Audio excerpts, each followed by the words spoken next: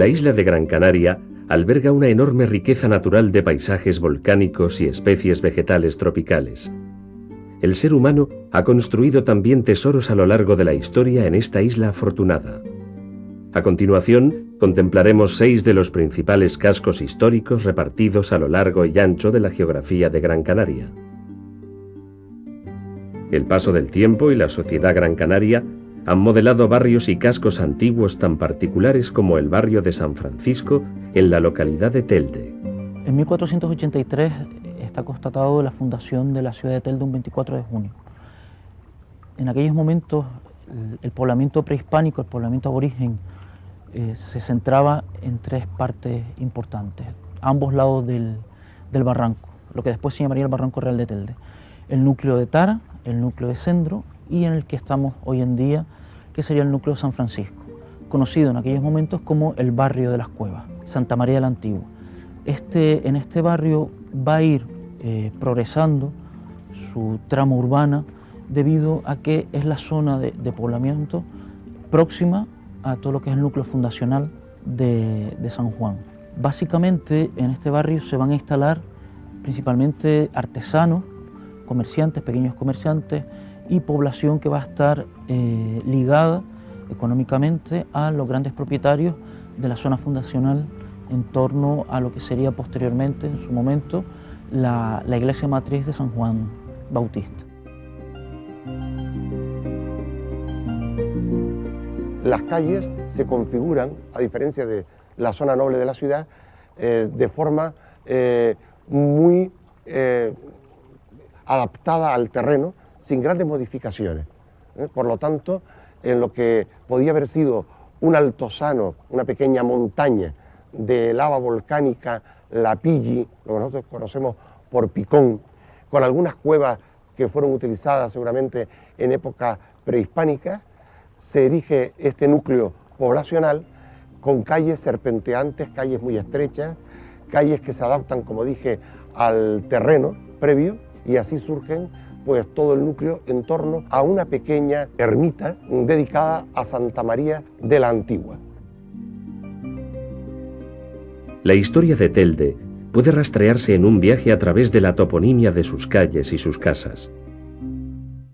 Aquí los nombres se los dio el pueblo y eran nombres, pequeños topónimos, que todo el mundo conocía porque les indicaba algo, alguna función o algún lugar determinado. Por eso la calle Portería se llama así, porque viene desde la entrada del barrio y desemboca en la puerta o portería del convento. La calle de San Francisco, porque lleva a la iglesia con el nombre del santo. Está la calle Huerta, porque desemboca en la huerta del convento. La calle que conocemos por la fuente, porque en ella existía una fuente para abastecer a la ciudad de Telde de agua potable. Llamamos altozano a un lugar elevado que siempre está situado en el lado contrario a la entrada de la ciudad. Es un lugar de huida, un lugar de escape, porque las islas sufrieron durante siglos la llegada de corsarios y piratas holandeses, franceses y británicos en su mayor parte. Comentarles también que el nombre del barrio San Francisco surge a partir del siglo XVII con la instalación de la Orden Tercera de San Francisco en este enclave. Principalmente sería una pequeña ermita bajo la advocación de Santa María la Antigua, que después irá poco a poco progresando hasta finales del XIX, donde tras la desamortización de Mendizábal se pierde todo lo que es las propiedades religiosas, las propiedades eclesiásticas. En cuanto a la arquitectura del barrio San Francisco, parece ser que está muy inspirada en todo lo que puede ser la arquitectura andaluza. De hecho, la fundación de la ciudad de Telde es por una hermandad de andaluces, ¿no? Está formado por una trama urbana estrecha, por casas pequeñas que perviven hasta el siglo XIX, principios del XIX, con casas de techumbre a 2 aguas, de 1 a 2 habitaciones y con pequeñas huertas adosadas en los laterales o en la parte trasera. Sus calles eran de tierra batida, que con posterioridad en el siglo XIX van a ser empedradas y es el recuerdo que en estos momentos todos asociamos, la imagen que todos asociamos a este barrio de San Francisco. Los elementos representativos dentro de la arquitectura, no solamente tenemos arquitectura civil asociada a la población artesana, a la población campesina, trabajadora de los grandes propietarios, sino también tenemos dentro del barrio algunas instalaciones procedentes de esa pequeña nobleza o burguesía terrateniente asociada a estas tierras del este y sur de la isla. Concretamente la casa de doña Pura Bascarán, de procedencia portuguesa. Se puede observar un gran portón blasonado con tres almenas en su parte superior.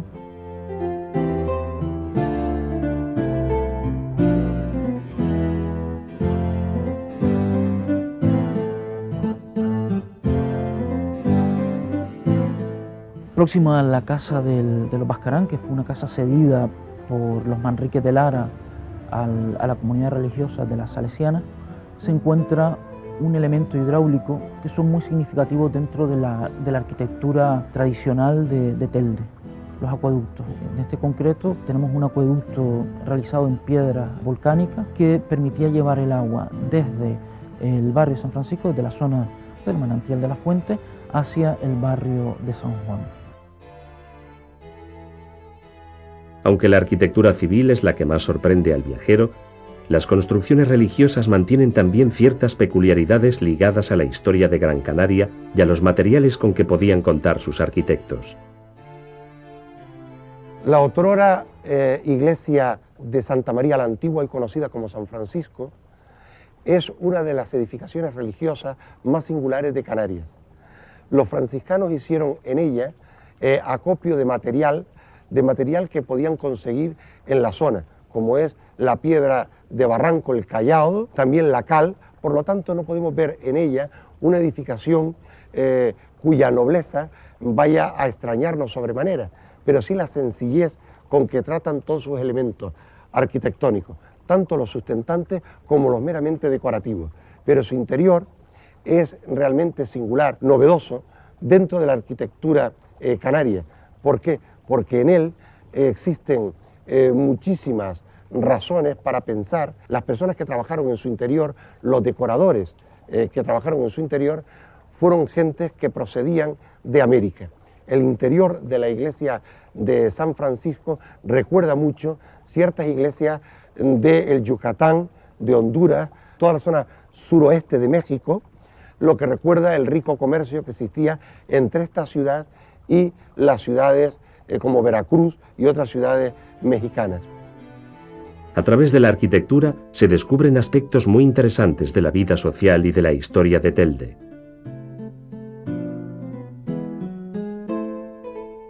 Nosotros vemos que algunas casas tienen en sus portadas una almena, 3 almenas o 5 almenas. Una almena supone que aquella persona es un castellano viejo, un castellano antiguo, es decir, no ha tenido en ningún momento entre sus antepasados, por lo menos hasta que se sepa, antecedentes árabes, musulmanes, ni tampoco judaicos.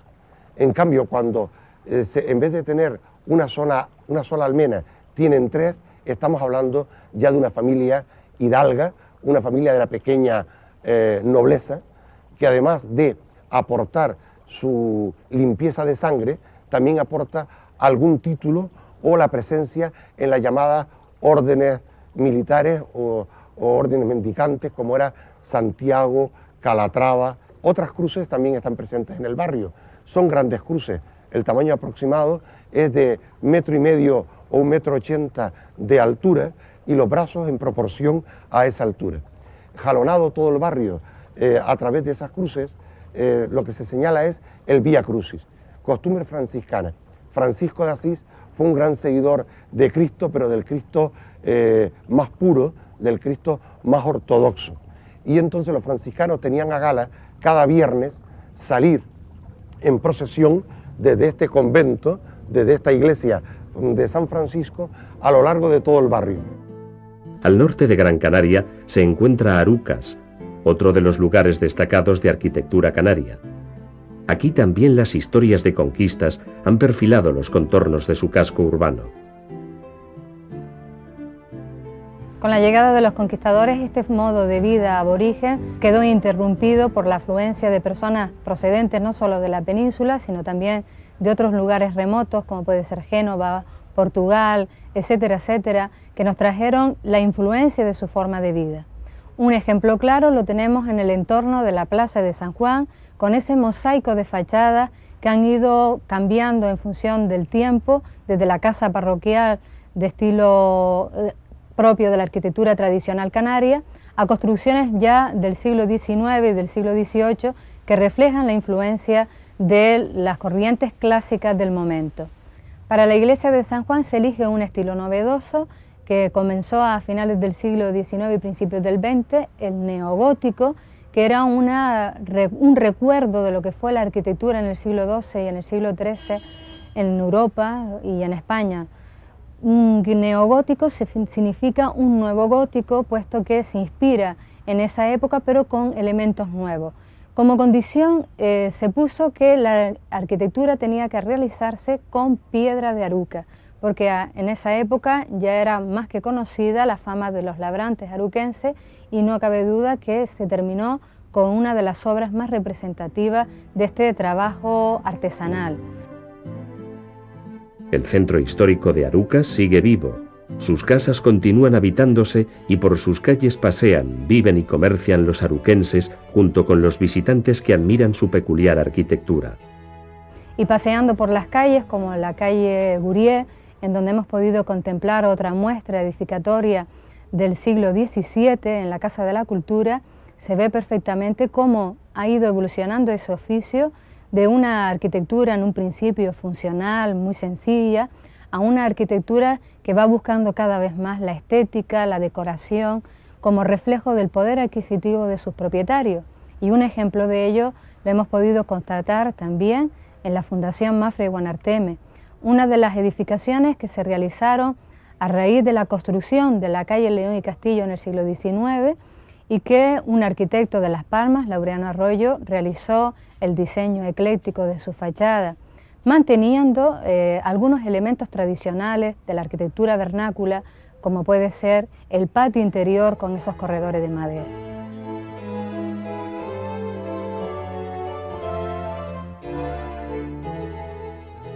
Si seguimos viajando en esta apasionante imagen del pasado en combinación con el presente, vemos como en la calle León y Castillo se mezclan la vida con el pasado, pues en restaurantes, en paz, como puede ser el que se encuentra en la calle León y Castillo, el Siroco, que refleja ese posible futuro del centro histórico, que es cómo la restauración de edificios históricos puede ayudar a buscar otros valores a la ciudad y conseguir la rehabilitación de estos centros históricos.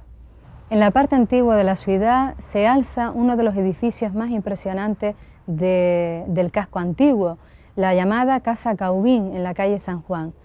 No cabe duda de que este inmenso edificio de 2 plantas que acaba con unos espléndidos roleos de cantería demuestra el protagonismo y el papel de la ciudadanía a la hora de realizar estos significativos edificios. El poder económico se veía por lo tanto reflejado en la decoración de estas fachadas. Junto a la fábrica del Ron Areucas también se puede ver uno de los edificios significativos restaurados por la propia institución, por la fábrica. Me refiero a la ermita de San Pedro, que se encuentra en un lateral y que también puede ser vista junto con esas hermosas chimeneas, algunas del siglo XIX y otras ya del siglo XX, que son el distintivo de la fábrica del ron. Si salimos de la fábrica, nos damos un paseíto hacia la zona de bañaderos, podemos encontrarlo en nuestro camino con la Marquesa de Arucas, con el palacete de la Marquesa de Arucas, también un edificio impresionante del siglo XIX en estilo romántico, que está apoderado por un hermoso jardín botánico que ha sido uno de los principales trabajos realizados por el propio Marqués de Arucas, puesto que ha ido recogiendo plantas de diferentes lugares exóticos hasta conformar uno de los parques botánicos más importantes, yo diría, de Gran Canaria.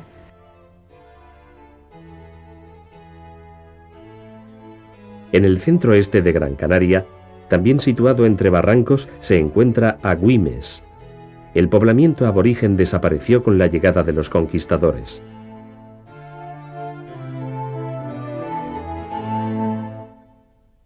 Bueno, en principio, antes de la fundación de Agüimes, aquí había un poblado de unos 2000 habitantes, un asentamiento aborigen. Después de la conquista, ya en 1487, se funda Agüimes. Entonces fue cedido por los reyes católicos a la iglesia todo este territorio como señorío episcopal. Ellos gestionaban estas tierras como pago del favor porque la iglesia contribuyó con dinero a la conquista de Gran Canaria. Sí, fundamentalmente, y como todos los pueblos, se obtenían los materiales de los lugares cercanos. En este caso fundamental la piedra, dos tipos de piedra, como pueden ser la de cantería de la montaña de Agüimes y la del fondo de los barrancos que limitan el municipio actual, como es el barranco de Balos y el barranco de Guayadeque. También pues la madera, muy importante, portalones, ventanas, techos, pisos, balcones, fundamentalmente de pino, y la cal como elemento fundamental de la construcción en toda esta época, hasta hace muy pocos años. Todo visitante que llega al casco histórico de Agüimes se puede dar cuenta enseguida que el que más es uno de los más emblemáticos de Agüimes es la iglesia de San Sebastián, como edificio neoclásico.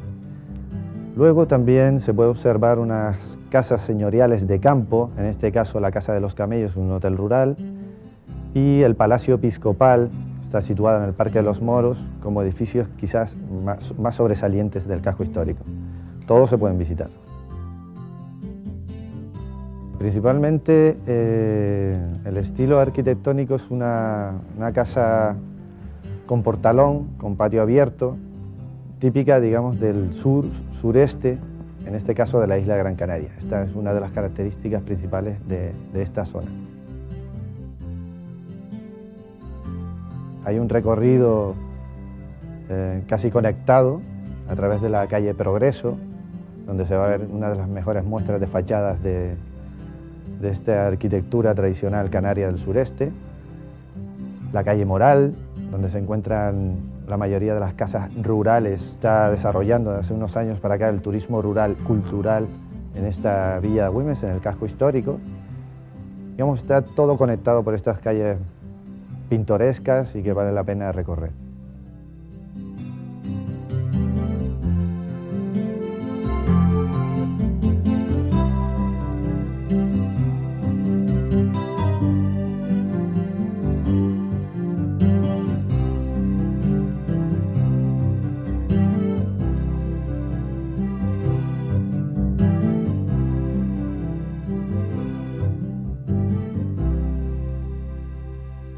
La historia de la isla de Gran Canaria ha tenido abundantes influencias externas. La toponimia de algunas de sus localidades así lo muestran, como es el caso de Temisas, palabra que en lengua bereber significa olivares, siendo precisamente este el paisaje más característico de la localidad. En primer lugar, tendría que hablar del primer asentamiento aborigen, que fue en los yacimientos arqueológicos del Risco Pintado y de la Cueva del Gigante. En el primero de ellos fue el asentamiento propiamente dicho, donde vivían los aborígenes canarios. Luego está la Cueva de la Audiencia, donde allí dirimían sus problemas, resolvían sus problemas. Y también tenía más arriba, en la montaña en el Risco Pintado, el granero, donde guardaban el grano. Más abajo estaba la necrópolis, donde enterraban a sus muertos. El asentamiento, ya después de la conquista de los castellanos, se efectuó en torno al núcleo central de Temisas. Hay que decir que Temisas es un valle rodeado de olivos entre grandes montañas, que le llamaban el barrio de en medio, que actualmente se llama San Miguel. Luego fue extendiéndose hacia el sur y hacia el norte. Hacia el sur, el barrio de la Inmaculada, antiguamente conocido como barrio del Henchidero, porque allí es donde pasaba una sequía y bebían o se hinchaban los animales. Y hacia el norte, el barrio del Callejón o barrio de la Inmaculada, que es como se conoce actualmente.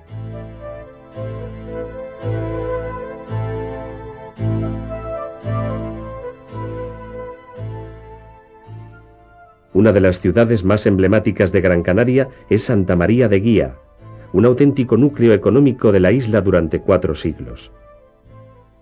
El origen de la población del núcleo urbano en que estamos, de Santa María de Guía, pues tiene digamos que tiene su comienzo a principios del siglo XVI. En ese momento, con la conquista del archipiélago canario por parte pues, de la Corona de Castilla, una vez completada esta conquista, pues aparecen algunos núcleos de Guía principalmente, que se va a asentar en un territorio muy cercano a lo que es la antigua población aborigen de Galda. La primigenia ermita, creada por Sancho de Vargas en 1509, pues a su alrededor vaya naciendo lo que es el núcleo poblacional. La parte baja del municipio, del casco histórico, pues al estar las familias más pudientes, pues se van construyendo edificaciones de un carácter más bien señorial. Y a medida que subimos hacia la ermita de San Roque, encontramos edificaciones de tipo más popular.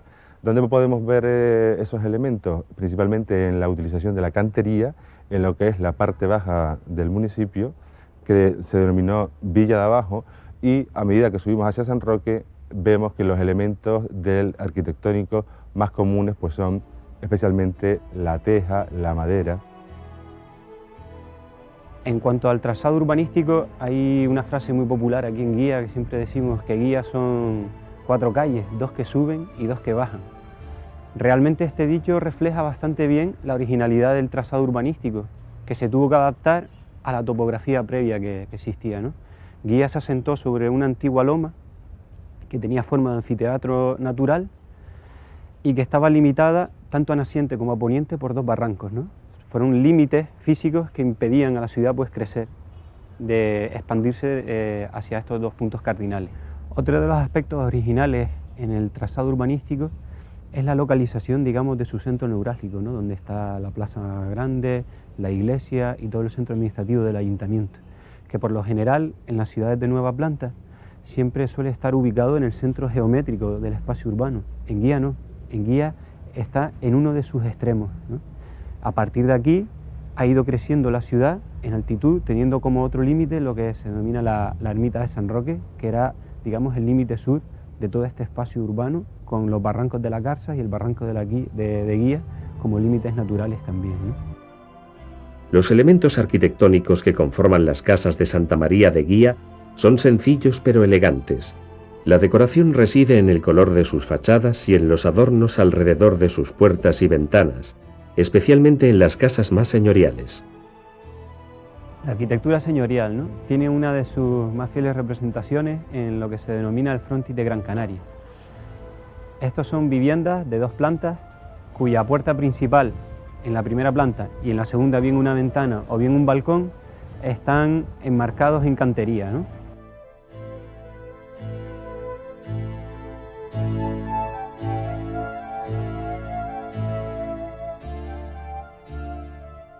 Este edificio es un edificio del siglo XIX, tiene unas características en su fachada neoclásicas y luego en su interior pues tiene las características de Canarias, ¿no? El corredor, columnas de madera, posiblemente de los pinares del centro de la isla, ¿no?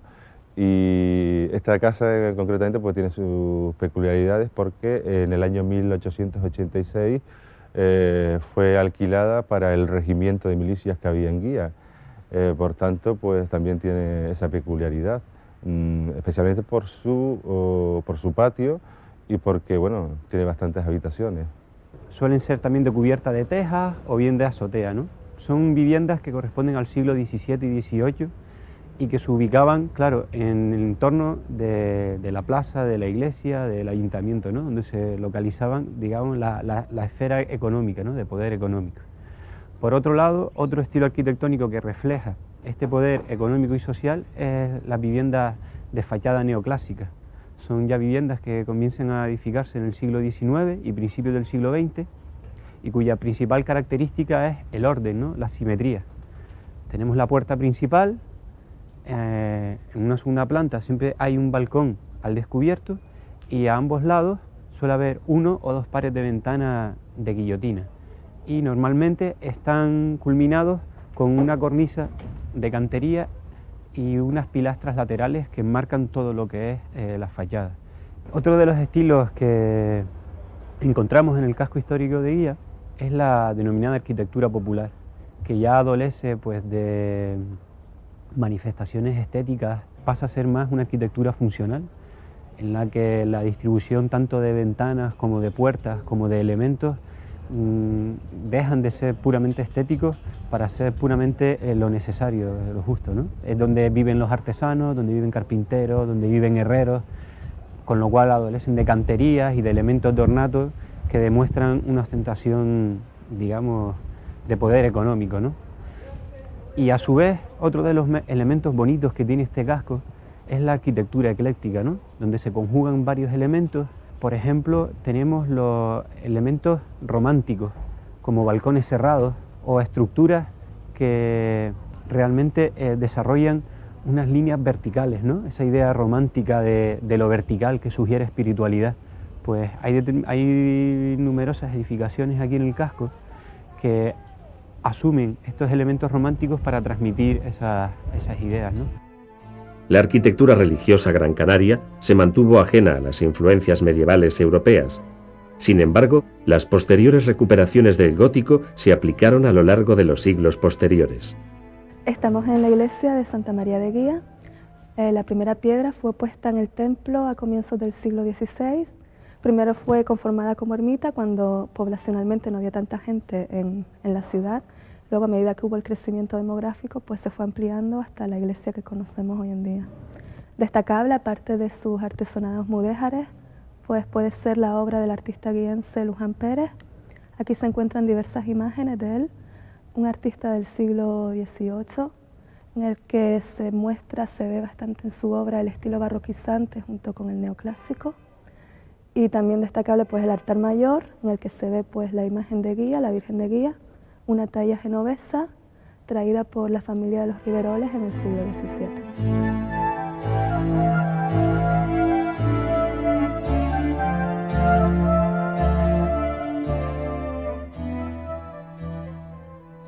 La historia marca constantemente el origen y la evolución de los cascos históricos de Gran Canaria. Como es evidente, existe una ruptura clara en el siglo XV, cuando los conquistadores peninsulares llegaron a las costas canarias, y uno de sus más claros ejemplos es la localidad de Teror. El origen del casco histórico de Teror lo debemos sobre todo a dos factores. Por un lado, la necesidad que tuvieron los primeros repobladores que llegan a Teror a finales del siglo XV y primeras décadas del siglo XVI de tener tierras para poder cultivar, en detrimento del bosque de laurisilva que hubo aquí. Y el otro factor que influyó de forma notable en el que la gente, esos repobladores se asentaran aquí en este lugar y que poco a poco se fuera creando el casco histórico de Teror fue el fenómeno de la aparición de la Virgen del Pino.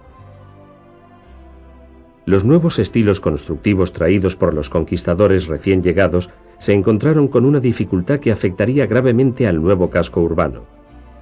Si cogiéramos una excavadora y nos pusiéramos a cavar en el casco histórico de Teror, nos encontraríamos con un suelo que no es bueno, para poder hacer cimientos en él, un suelo arcilloso, un subsuelo donde incluso hay corrientes de agua que pasan por debajo de los edificios, y eso ha hecho que tanto la basílica como muchas casas del casco histórico de Teror se hundan literalmente en el suelo. Realmente los primeros terorenses no eligieron el lugar ideal para establecerse en Teror, ¿no? Y es muy interesante porque este hecho está reflejado en muchas de las fachadas del pueblo, en las ventanas, en las cornisas, están muchas torcidas. Esta inestabilidad del terreno afectó también a la principal construcción de Teror. Una constante a lo largo de la historia de la Basílica del Pino ha sido la necesidad de estar continuamente reparándola por el eterno problema del subsuelo que padecemos, que hace que el edificio se hunda literalmente en el piso, en el suelo, y que sus paredes se agrieten y que los techos se caigan, ¿no? Entonces, la última vez que se restauró fue en los años 60, 1968, 1969. En aquella ocasión, pues, el problema se solucionó de la siguiente manera: se abrió un gran hueco debajo de la basílica, se metió hierro y se inyectaron muchas toneladas de hormigón para crear una base sólida debajo del edificio. Al margen de las dificultades que presenta la orografía de Teror, su casco antiguo se ha alimentado de las influencias peninsulares, pero con las características singulares que le otorgan los materiales propios del entorno. Bueno, en Teror tenemos básicamente dos estilos, ¿no?, coexistiendo. Por un lado, esas casas más antiguas, algunas del siglo XVIII, muchas de ellas, que podríamos calificarlas como del estilo tradicional canario, ¿no?, la arquitectura tradicional canaria. Casas con balcón de madera, con patio interior y alrededor del patio dispuestas todas las habitaciones y cubiertas por un techo de teja a 2 o 4 aguas. Estas casas más antiguas coexisten con otras casas de factura más reciente, muchas de ellas construidas a finales del siglo XIX, principios del siglo XX, de un estilo quizás más modernista. Los balcones son balcones de piedra, de hierro, cubierta plana con azotea, ¿no? Son básicamente los dos estilos que tenemos aquí en el casco histórico de Teror. En muchos cascos históricos no solo de Gran Canaria, sino de Canarias, predomina la madera, ¿no?, el balcón de madera, que es también una influencia que nos llega de tierras peninsulares, ¿no?, el arte mudéjar, el empleo de la madera, los balcones, de los ajimeces y demás. Y evidentemente en Teror, por la riqueza forestal que tuvo en otros tiempos, pues esa madera, la madera del bosque, se aprovechó para la construcción no solamente de los balcones, sino de las techumbres, de las puertas, incluso hasta de los cimientos de muchas de las casas. Los estilos arquitectónicos de Teror se plasman en numerosos ejemplos de su arquitectura popular e igualmente de sus edificios monumentales. Los materiales propios del interior de Gran Canaria sobresalen también como característica propia de su peculiar estética. Uno de los elementos más singulares de la Basílica del Pino es la torre amarilla, de cantería amarilla, que está hecha con piedra colorada de Teror, sacada de aquí de los barrancos de nuestro municipio. Y es una torre, un elemento muy interesante, en primer lugar porque es el único vestigio que nos queda de la segunda iglesia. Esta torre se construye en el año 1708 y la basílica actual se inaugura en 1767. Además de la basílica, edificios singulares tenemos muchos, por ejemplo el Palacio Episcopal, que está a nuestras espaldas, que es una construcción del siglo XVIII, y como su propio nombre indica, era el lugar de veraneo, el lugar de descanso para el obispo, de ahí el nombre de Palacio Episcopal. De hecho, tanto en la fachada norte de este edificio como en la fachada sur, podemos ver dos escudos pertenecientes a dos obispos diferentes, de épocas diferentes. Otra casa bastante interesante, otro edificio bastante interesante, bastante singular, es por ejemplo la Casa Museo de los Patronos de la Virgen, que es una casa del siglo XVIII, una casa muy antigua. Se dice que ahí vivió un personaje famoso de Teror, don Bernardo Rodríguez del Toro, que luego emigra a Cuba, se hace con el título de Marqués de Toro y demás, y ya luego pasó a manos de los Manrique de Lara, una casa realmente interesante, una casa museo y que en la actualidad se puede visitar con todas sus dependencias, el ayuntamiento que está a mis espaldas, un edificio, el origen del ayuntamiento al principio solo tenía una sola planta y era el lugar, era el pósito del pueblo, el almacén de grano, y ya luego en los años 40 del siglo XX se le añadió la segunda planta, ¿no?